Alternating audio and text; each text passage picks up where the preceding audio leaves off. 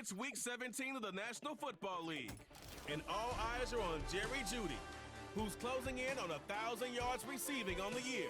It's the Browns and the Dolphins on Sunday night primetime. We are just a stone's throw from the Rock and Roll Hall of Fame, and it is rocking and rolling here at Huntington Bank Field in downtown Cleveland. Hi again, everyone, with Charles Davis. I'm Brandon Gaudin, and Charles, we look at this Browns ball club. They come into this one knowing it's been a while since tasting victory. They dropped 4 in a row.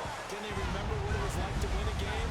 In these types of situations, you're looking for someone to inspire you, and it doesn't have to be one of your best players either. Meanwhile, for our visitors, the Dolphins, they come in on a good run, winners of 5 of their last 7. And going back through the tape, I thought they looked pretty good last week. It was a solid win, a comprehensive win.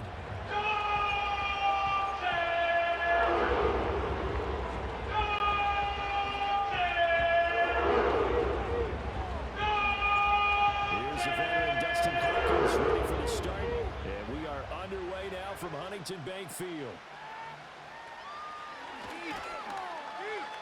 And they're going to start this drive in pretty good shape, up past the 30. So here come the Dolphins now as they get set to take over on offense. They'll be led out by their quarterback, standing 6'1" from Utah. It's Tyler Huntley. A 3-year starter at the University of Utah. He got his NFL opportunity as Lamar Jackson's backup in Baltimore, mainly because he possessed similar qualities. Excellent runner, big-time arm, just has to grow in accuracy and avoiding mistakes. Line of scrimmage, the 31 now on 1st and 10. They'll run. Here's Devon Achane. And just no chance of turning the corner. He can only get back to the line of scrimmage. 2nd and 10 coming up. And now as we get toward the home stretch here of the regular season, Charles, let's take a look at the list of key inactives for them in this one. Yeah, and after almost a full season of physical games, you know you got some guys missing during the final weeks of the season. Nature of how we play this sport. Every team, you've got to be prepared to handle them. And the teams that focus on handling it, focus on guys getting ready to play, even if they're not starters, those are the ones that weather the storm. Little trouble thus far on their opening drive as they come up on a 3rd and 11. Looking to throw here, Huntley steps away to his left. He's going to launch it for Washington. That's caught inside the 20. It's a big play there for Miami. 51 yards. And what great recognition between a receiver and his quarterback, because he's going to recognize the trouble, and then he has 2 options. Cut off the route and come back to help, or head straight down the field, and he chooses the latter, and it turns into a huge play.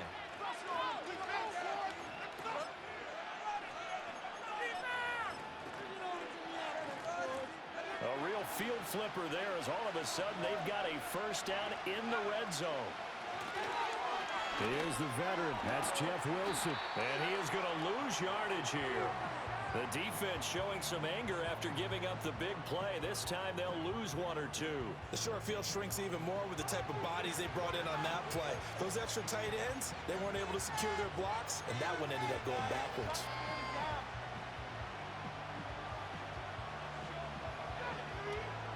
Now they contend with a 2nd and 12 after the loss. Huntley to throw. And he's going to be taken down here. Back in the 32. Devin Bush driving in and picking up the sack. They'll talk about a rhythm breaker right there. They've been moving the ball well. Drive had started beautifully. That one's going to hurt.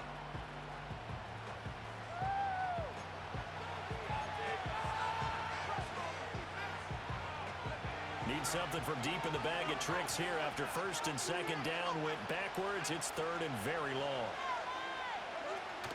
They go play action with Huntley.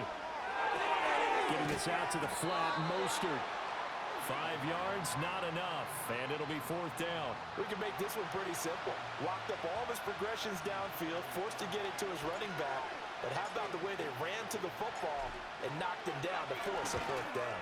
Sanders' kick is good, but now there is a penalty marker on the field, so let's see what this is about.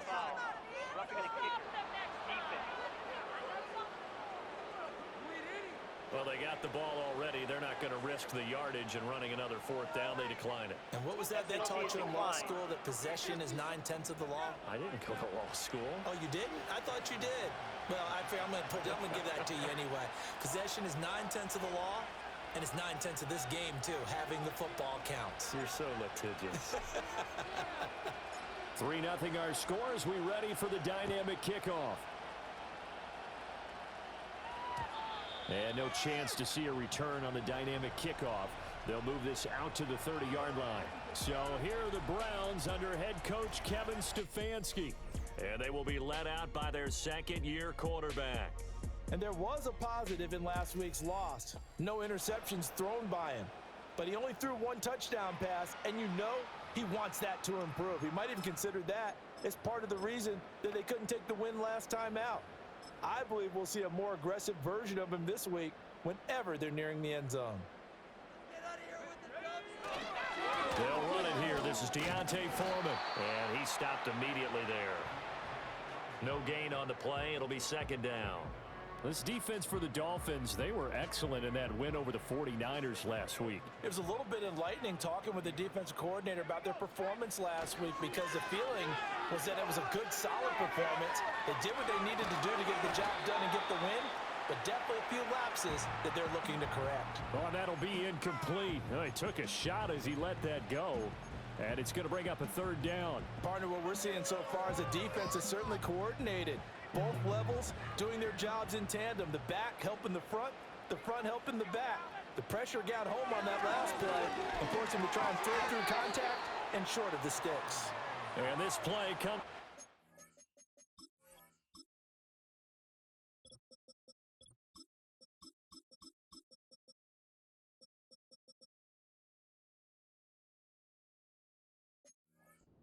To 33, and obviously that's well short of the first down. Oh, it's time to give a little credit there to the defense. They played that very well because it was a drag route, and he ran a little shallower than normal as he worked straight across the field. He was hoping he'd get lost behind the defensive line, but once he made the catch, nowhere to turn upfield and gain any yardage. The Dolphins offense, led by their running back, headed out for the second possession. We get a look at the league leaders in receiving touchdowns by a running back, and he sets the pace here in the latter stages of the season. The Dolphins at the line, ready for their next drive.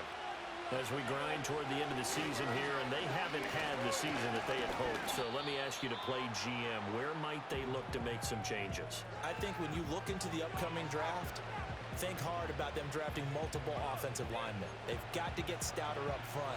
And as a GM always tells me, Charles, this is a big boy league, and big people always end up winning games for you. Here's Huntley. Short throw to Smith. Just a gain of a couple there. And it's 3rd and 4 now. You look at this Browns defense. This unit, very tough to throw against. Currently second best in the NFL.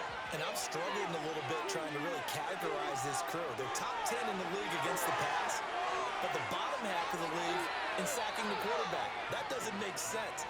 Imagine if this group ever put pressure on the QB, they'd easily move into the top 5.